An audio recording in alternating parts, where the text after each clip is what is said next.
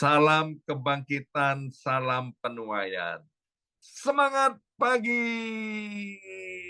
Semuanya semangat pagi. Apa kabarnya Bapak Ibu semuanya?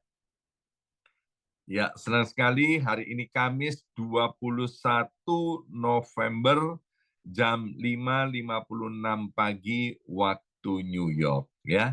Hari ini kita akan dilayani kembali oleh hambanya yang sekarang sudah tiba di Indonesia.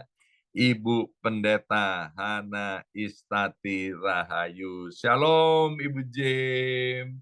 Apa Shalom, kabarnya? shalom, luar biasa. Wah, ada kumpul sama anak mantu cucu yang ada di Jakarta. Silakan Bu Jim. Ya, semangat pagi semuanya. Saya mengharapkan kita betul-betul semangat ya, hidup yang semangat. Kan jangan sampai semangat kita hilang. Karena itu hari ini kita akan belajar satu tema hidup yang tidak bersemangat. Saudara, yang membuat orang itu dinamis, tidak bergerak, yang membuat seorang itu hidupnya tidak ada semangat, tidak bergairah. Karena apa? Kenapa kita bergairah? Kenapa kita semangat? Karena ada tujuan yang akan dicapai. Karena ada harapan yang akan dicapai. Kalau orang itu tidak mempunyai tujuan yang menjadi pengharapan yang akan dicapai, maka orang itu pasti tidak ada semangat. Orang itu pasti tidak bergairah. Saya percaya pagi hari ini yang kumpul bersama-sama, kita berdoa pagi, saya percaya bahwa kita semua adalah orang-orang yang bergairah, bersemangat. Ya, sebab orang yang tidak memiliki tujuan, ya, tidak punya pengharapan yang akan dicapai, pasti orang itu tidak bergairah, pasti orang itu tidak bersemangat. Dan orang yang tidak memiliki semangat dan gairah dalam hidup ini, maka yang penting dia itu cuma asal bisa makan, bisa berpakaian, itu sudah, that's it. Ya. Maka digambarkan manusia itu seperti itu tuh seperti zombie, saudara. Zombie itu digambarkan dalam film horor sebagai mayat, baik mayat manusia atau makhluk lainnya. Dan yang tidak berpikiran, tidak dan bernafsu memangsai makhluk hidup. Jadi dia tidak bergerak, tidak memiliki nyawa. Tahukah saudara, banyak orang di sekitar kita, ya, kadang-kadang dalam keadaan demikian. Apalagi kalau orang itu sudah didera dengan banyak persoalan, melalui kegagalan-kegagalan hidup yang dialami, melalui kekecewaan, ya, hidupnya tidak bergairah, seperti nggak ada nyawa, ya, tidak ada semangat, ya. Bisa melihat hari, bisa makan, bisa pakaian, sudahlah cukup, ya. Dan orang orang seperti ini tidak akan ada sukacita. Sebenarnya orang seperti ini seperti robot. Robot yang diatur oleh lingkungannya. Lingkungan yang mengatur orang seperti ini. Ayo makan, ayo mandi, ya, ayo pergi, gitu. Diatur oleh lingkungannya. Hidupnya mengikuti situasi lingkungannya. Tapi dalam dirinya sendiri itu nggak ada gairah, nggak ada semangat. Orang yang dinamika hidupnya miskin, rendah, sebab dia tidak memiliki dinamika hidupnya sendiri, maka lingkungan itu akan mempengaruhi, akan mengatur hidupnya. Saudara, betapa malangnya orang yang hidup seperti ini. Karena nggak ada pendirian sendiri, nggak punya semangat hidup sendiri, nggak punya gairah sendiri, ya. Hanya menunggu keadaan makin memburuk, ya, terus kena sakit, dibelenggu sakit penyakit, dan akhirnya mengalami kematian. Dan banyak orang hidupnya seperti itu, saudara. Datang pagi sampai siang, sampai malam, ya. Seperti kayak demikian. Dan saya percaya kemampuan berharap pada Tuhan itu banyak yang tipis. Karena apa? Kurang bersyukur, saudara. Saudara, saya percaya siapa yang mendengarkan firman pada saat ini, kita percaya bahwa kita adalah orang-orang yang sungguh-sungguh bersemangat ya. Mendengar apa yang Tuhan kehendaki. Dan kita sungguh-sungguh hidup di dalam ketaatan kepada Tuhan. Saudara, kalau kita jadikan Tuhan itu satu-satunya gairah hidup kita, kebahagiaan yang sesungguhnya ada di dalam Tuhan.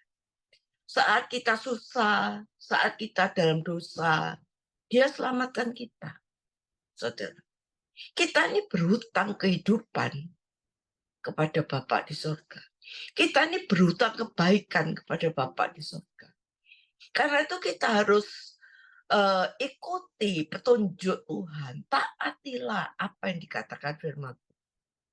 Apa yang Tuhan ingin lakukan dalam hidup kita. Saudara, kalau kita lihat betapa banyaknya orang yang bodoh, ya, mungkin sebagian besar manusia itu bodoh. Jujurnya, banyak orang yang bodoh dan tidak mengerti arti tujuan hidupnya ini di dalam Tuhan. Kebodohan itu berangkat dari atau disebabkan karena apa? Karena tidak mengenal rencana Allah. Saudara, kalau kita nggak pernah kenal rencana Allah, kita menjadi orang yang bodoh, saudara. Hidup tanpa tujuan. Karena Tuhan itu menciptakan kita, itu ada tujuannya. Ada rencana Allah. Dan kalau kita sebagai ciptaan yang tidak mengenal rencana Allah, maka kita adalah orang yang bodoh. Kita harus mengingat bahwa dunia ini ada bukan kebetulan, saudara. Dunia ini ada bukan kebetulan, ada dengan sendirinya. Ada yang merancang. Dunia ini diciptakan dengan keadaan yang sangat-sangat sempurna. Sang pencipta menaruh makhluk ciptaannya yang agung.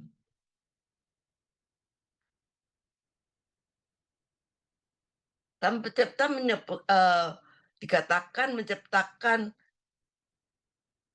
bahwa dia menaruh ciptaannya kita ini sebagai makhluk yang agung. Kenapa kita disebut makhluk yang agung? Karena kita diciptakan sesuai dengan keadaan yang sempurna, saudara. Mirip dengan dirinya, mirip dengan penciptanya, saudara. Kita ini makhluk ciptaan Tuhan yang agung. Dibuat mirip dengan dirinya, segambar dengan dirinya. Ini fakta penting yang kita harus ingat, saudara. Dan itulah manusia yang lebih tinggi dan tertinggi dari apapun yang diciptakan Allah. Manusia ini makhluk satu-satunya menerima hembusan nafas Allah. Makhluk lainnya tidak pernah menerima hembusan nafas Allah. Tapi manusia menerima hembusan nafas Allah. Ini hal yang luar biasa yang dimiliki manusia. Saudara, kalau kita meniup balon, saudara, kita harus tarik nafas. Baru kita hembuskan napas itu kepada balon supaya balon bisa melembung. Tapi hembusan kita, Tuhan menghembuskan nafasnya. Nafasnya Allah sendiri. Ya, Dia dari Allah sendiri, saudara. Kita harus sungguh-sungguh percaya ini terjadi. Karena firman Tuhan di dalam Kejadian 2 ayat 7. Ketika itu Tuhan Allah membentuk manusia dari debu dan tanah. Dan menghembuskan nafas hidup ke dalam hidungnya. Demikian manusia itu menjadi makhluk yang hidup. Saudara, dalam diri kita ini ada nafasnya Allah. Jadi manusia itu dilahirkan oleh Allah. Fisiknya dari tanah liat, tetapi dalamnya ini dari Allah. Jadi kita bisa mengerti mengapa firman Tuhan mengatakan dalam Yohanes 3 ayat 16, begitu Allah mencintai manusia. Karena manusia itu anak Allah, saudara. Hanya sayangnya manusia ini nggak taat, nggak dengar-dengaran, nggak patuh, sehingga keindahan ciptaan Allah yang sempurna itu tidak bisa dinikmati oleh manusia. Karena tidak mungkin manusia memberontak menikmati ciptaan Allah? Nggak mungkin. Saudara, nggak bisa. Orang yang memberontak nggak mungkin bisa menerima, menikmati segala yang indah dari ciptaan Allah. Saudara, bumi yang elok ini gara-gara manusia berdosa menjadi terkutuk. Dan nanti suatu hari akan menjadi lautan api karena firman Tuhan. Nah, Allah yang maha ini penuh belas kasihan, memberikan satu solusi jalan keluar agar manusia memberontak ini bisa dipulihkan, bisa diperbaiki. Maka Allah mengutus putranya, Tuhan Yesus Kristus, menebus dosa kita. Ingat, kita harus ingat ini, sehingga semua perbuatan dosa kita dipikul di kayu salib. Yang kedua, kita harus ingat, Tuhan Yesus mau mengubah kita dari manusia memberontak, manusia menjadi berdosa, menjadi manusia yang taat. Saudara, dan banyak orang merasa sudah diampuni, sudah ditebus, merasa sudah selamat. Saudara, dosa-dosa kita memang sudah ditebus, tapi watak dosa kita itu belum berubah. Watak dosa ini belum selamat. Kita harus berjuang untuk meninggalkan watak dosa ini. Dengan apa? Dengan adanya perubahan-perubahan akal budi kita. Roma 12 ayat 2. Itu sebabnya di Alkitab mengatakan, Matius 7 ayat 21 sampai 23, Tuhan Yesus berkata, aku tidak kenal kamu, kamu yang tidak melakukan kehendak Bapa. Saudara, watak dosa ini sering tidak mau melakukan kehendak Bapa. Dan hati-hati, saudara. Tuhan Yesus berkata, aku tidak kenal kamu, kamu tidak melakukan kehendak Bapa. Jadi setelah kita menjadi Kristen, kita harus melakukan kehendak Bapa. Dan melakukan kehendak Bapa ini, saudara, sulit. Kenapa? Yang pertama, Bapa ini tidak kelihatan. Sehingga kita sulit mengenal kehendaknya. Saudara, kita harus mengenal kehendak Bapa. Kalau kita tidak kenal kehendak Bapa, kita tidak tahu arah tujuan kita. Sehingga kita tidak bergairah, kita tidak bersemangat. Yang kedua, kenapa melakukan kehendak Bapa ini sulit? Karena daging kita, saudara. Nafsu kita ini lebih bertentangan dari kehendak Allah. Tentu kehendak Allah itu kesucian, mengampuni musuh, jujur, setia sampai mati, saudara. Tapi watak kita tuh terbalik. Watak kita apa? Mau menang sendiri, serakah, ya, emosi, suka marah, dendam, saudara. Ini bertentangan, saudara, dengan kehendak Allah. Jadi makanya melakukan kehendak Allah itu kita sering merasa sulit karena masih ada daging kita. Yang ketiga, kenapa kita tuh sulit melakukan kehendak Bapa? Karena pengaruh dunia di sekitar kita. Pengaruh dunia di sekitar kita ini jahat, saudara. Kebanyakan orang ini memberontak pada Allah. Kalau saudara baca di Timotius, bagaimana orang manusia itu memberontak pada Allah. Dan ini hampir semua manusia, karena firman Tuhan mengatakan yang jahat akan semakin jahat. Dan kita lihat manusia akhir zaman memberontak, ya, mencintai diri sendiri, tidak mau kenal Allah, ya, tidak menghormati orang tua, ya, banyak hal yang dikatakan di dalam Timotius. Sehingga kita sulit untuk mengenal kehendak Bapa. Dan tadi daging yang saya katakan, daging kita ini sudah kita rawat mulai dari kecil. Sudah melekat, sudah nempel, sehingga akhirnya bertahun-tahun sudah menjadi irama hidup kita. Sehingga sulit kita meninggalkannya. Yang keempat, ini yang lebih mengerikan. Ada kuasa kegelapan yang tidak kelihatan. Yang tidak kita lihat juga. Ini terus menggoda kita, mencobai kita, membujuk kita, supaya kita itu tidak dengar-dengaran akan firman Tuhan. Maka banyak orang yang tidak hidup dalam ketaatan. Maka saudara tidak menemukan model-model orang yang baik di dunia ini. Orang-orang setia dikatakan semakin sulit. Ya. orang-orang yang tidak hidup tanpa kasih, dunia sudah kehilangan kasih, ya. Kalaupun ada, hanya sedikit. Padahal teladan, contoh yang Tuhan Yesus kehendaki, seperti Tuhan Yesus sendiri. Karena kita ini diciptakan sesuai dengan Tuhan Yesus sendiri, yang agung, yang mempesona, yang menakjubkan, yang mengagumkan. Kita harus seperti itu. Nah, seperti tadi saya katakan, banyak orang hidupnya tidak bersemangat, tidak bergairah. Yang penting bisa makan, melewati hari-hari demi hari dengan apa adanya, ya. Saudara, kasihan kalau kita lihat orang seperti ini, nggak tahu tujuan hidupnya. Ayo kita semua melihat Tuhan yang tidak kelihatan. Dengan iman percaya ada Tuhan yang tidak kelihatan. Tuhan telah mengasihi kita. Tuhan yang mengutus putranya mati di kayu salib, menebus dosa kita, dan menghendaki kita mengalami perubahan dari manusia memberontak menjadi manusia yang tidak memberontak, yang taat. Ayo kita sadar bahwa Allah sangat mengasihi kita.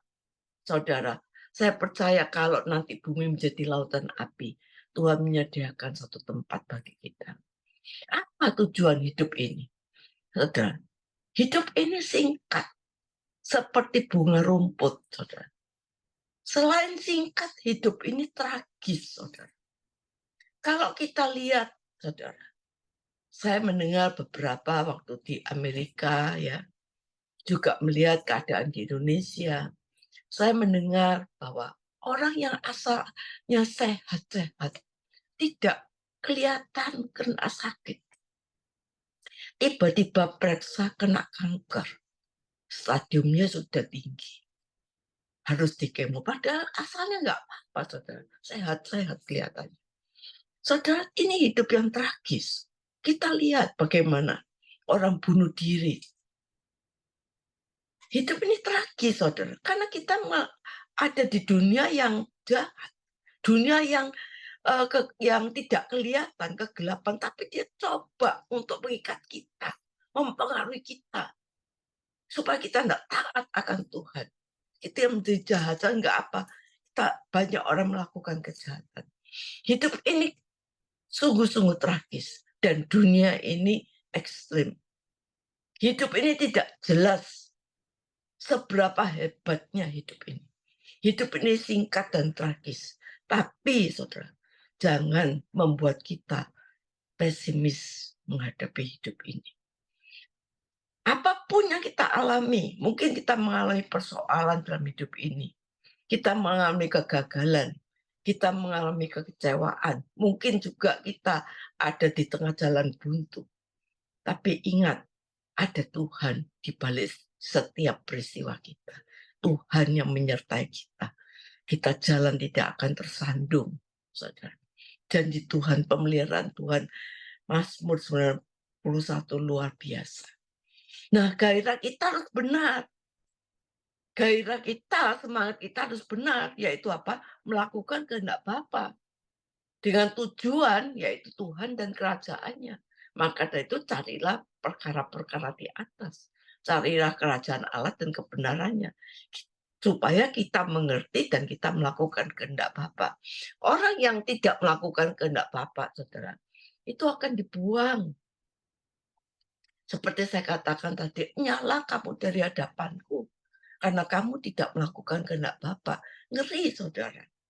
Walaupun kita Kristen, saudara. Kita ke gereja tiap minggu. Kita dengar firman. Tapi kalau kita tidak melakukan kehendak Bapa, Matius 7 ayat 21-23. Nyala kamu dari hadapan. Ayo kita mempunyai semangat, kerinduan, supaya kita dapat melakukan kehendak Bapa dan menyenangkan hati Tuhan. Ini harus menjadi semangat dan gairah hidup kita. Melakukan kehendak Bapa yang tidak kelihatan. Seringkali kenapa kita tidak taat? Karena kita tidak bisa melihat Bapa. Tapi untuk kita bisa melihat Bapa itu bagaimana? Memang Bapa di surga adalah roh, ya, yang tidak bisa dilihat dengan kasat mata. Tapi bagaimana kita bisa melihat Bapa, merasakan kehadiran Bapa? Saudara, kita harus pertajam doa-doa kita. Doa pagi, tiap hari, dengan doa-doa khusus kita. Maka kalau hidup kita itu dalam doa, maka mata iman kita itu akan nampak. Mata kita, iman kita ini akan dipertajam. Tuhan yang tidak kelihatan, tapi dia hidup. Roh Kudus pasti pimpin kita. Dan kita akan merasakan apa yang terjadi dalam kehidupan kita kalau Bapak itu ada bersama kita. Melakukan kehendak Bapak itu tidak mudah karena nafsu daging berlawanan dengan kehendak Bapak. Kita harus belajar menyangkal diri. Roh Kudus akan tolong kita. Bagaimana kita menyangkal diri. Kuasa kegelapan membujuk kita. Banyak orang kalah dan jatuh. Dan sering kita tidak menyadari. Kesalahan dan kekalahan kita. Lalu menjalani hidup ini seolah-olah aman. Saudara, ini mengerikan. Kita menjalani hidup seolah-olah kita ini aman. Tanpa melakukan kehendak Bapa. Saudara, pesan Tuhan ini jangan sampai kita tidak menanggapinya. Kita harus meresponinya. Kita harus membuktikan, kita harus berubah. Allah memang tidak kelihatan, tapi bisa kita jumpai. Orang yang bertekun mencari Tuhan, dia akan menemukan Tuhan. Orang yang berdoa tiap hari, dia akan mengalami Tuhan. Dan orang yang mengalami Tuhan adalah orang yang mengerti kehendak Bapa. Saudara, saya percaya orang yang mengalami Tuhan, dia akan menyangkal diri. Dia akan membuang semua nafsu-nafsu dagingnya. Membuang emosinya. Manusia ini gampang tersinggung, saudara. Tapi kalau kita mengalami Tuhan, maka kita tidak menjadi orang mudah tersinggung. Mata keranjang kita ini akan hilang. Mata duitan juga akan hilang. Ibu-ibu yang suaminya suka selingkuh, ayo sungguh-sungguh berdoa sungguh-sungguh. Ini perang dalam roh, saudara. Supaya Tuhan jamah suamimu. Merubah suamimu tuh, saudara. Yang di dalam kegelapan, yang sedang berselingkuh, tidak mudah. Tidak mudah, saudara. Tapi, saudara, kalau kita sungguh-sungguh sebagai istri, punya kekuatan, kuasa Tuhan, kita perang dalam roh, memang ini bukan melawan darah daging. Jadi nggak perlu lempar piring, ya kaplok sini, kaplok sana, nggak perlu, saudara. Kita perang dalam roh. Patahkan itu roh perselingkuhan. Kita perang dalam roh. Oleh karena itu kita harus kuat. Sehingga kuasa Allah ada dalam diri kita. Sehingga kita perang dengan kuasa gelap. Kalau kita nggak punya kuasa, saudara, maka akhirnya kita nggak mengalami kuasa Tuhan. Kita akan mengalami kekalahan dan akhirnya kita terima nasib, saudara. Saudara, berjuang, saudara. Kita gencar berjuang menghancurkan segala kuasa-kuasa kegelapan di tengah-tengah rumah tangga kita.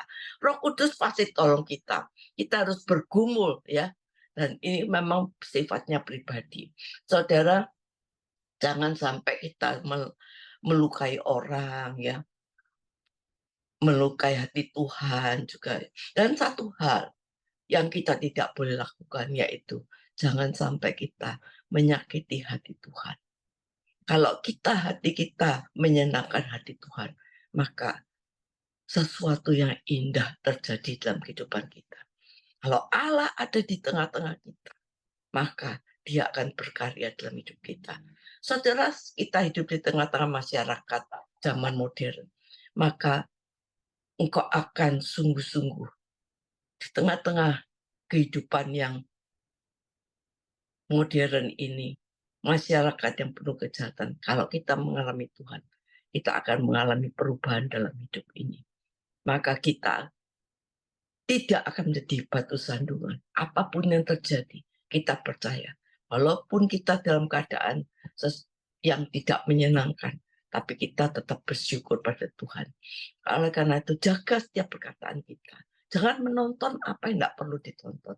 Jangan mendengar apa yang tidak perlu kita dengar. Saudara, kalau kita sering-sering nonton di gadget kita, membuat kita tidak bisa bertumbuh. Hanya senang sementara dan tidak pernah membuat kita bertumbuh. Gadget kita tuh hanya menyenangkan kita ketawa sementara. Tapi enggak membuat kita bertumbuh. Kalau saudara dengar khotbah laku rohani, saudara off gadget saudara, tutup gadgetnya dan off kan, saudara berlutut berdoa, maka saya percaya tingkap-tingkap langit akan dibuka, kuasa Tuhan akan turun. Dan saya percaya kalau kita lakukan ini, maka kita akan mengalami luar biasa. Kalau kita tidak melakukan kehendak Allah, satu saat kita akan menyesal. Kalau saudara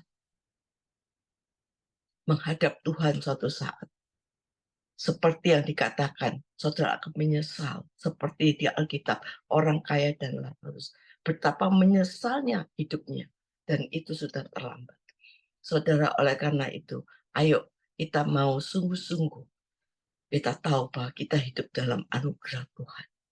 Maka kita harus sungguh-sungguh percaya kepada Tuhan dengan iman kita.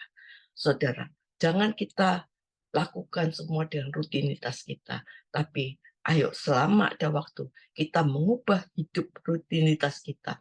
Mengubah kebiasaan kita. Mengubah semuanya yang membuat kita gagal. Tapi ayo kita lakukan. Kita mau bergairah, bersemangat, melakukan kehendak Bapa, saudara. Dan saya percaya kalau kita melakukan semua itu, jiwa kita akan bersih, jiwa kita tidak akan dicemari, jiwa kita tidak akan kotor, tapi hidup kita bergairah, semangat luar biasa, menyenangkan hati Tuhan, dan kita mengalami kehidupan perjumpaan dengan Tuhan yang luar biasa. Dan orang yang berjumpa dengan Tuhan, hidupnya menghadapi masalah tidak mudah digoyangkan, tidak mudah kecewa, tapi tetap kuat. Dia percaya di balik setiap peristiwa ada Tuhan yang menyertai kita. Ayo semangat maju ya, bergairah, bersemangat melakukan kehendak Bapa, maka kita akan mengalami berkat Allah yang luar biasa dalam hidup kita. Amin. Bapak, Ibu, Saudara, mari kita berdoa saat ini. Saya ingin berdoa bahwa biarlah kita semua saat ini di tengah-tengah dunia yang gelap, di mana dunia penuh dengan kejahatan. Kita menghadapi daging kita yang kadang-kadang kita tidak bisa lepaskan. Kita menghadapi lingkungan kita, kuasa-kuasa kegelapan yang ingin mengikat kita. Ayo saudara, kita lebih lagi semangat, lebih semangat untuk datang pada Tuhan. Lebih semangat saudara, tinggalkan hidup lama saudara. Off-kan semuanya, robek daging kita. Dan ayo kita penuh semangat datang pada Tuhan, melakukan kehendak Bapa. Dan suatu hari kita tidak akan menyesal. Kalau kita tidak melakukan kehendak Bapa, firman Tuhan Matius 7 berkata, Tuhan akan buang kita. Dan Tuhan berkata, aku tidak kenal kamu. Enyahlah engkau dari hadapanku. Tapi pagi hari ini saya percaya, orang-orang yang taat doa pagi hari ini akan sungguh-sungguh mengalami Tuhan yang luar biasa. Amin.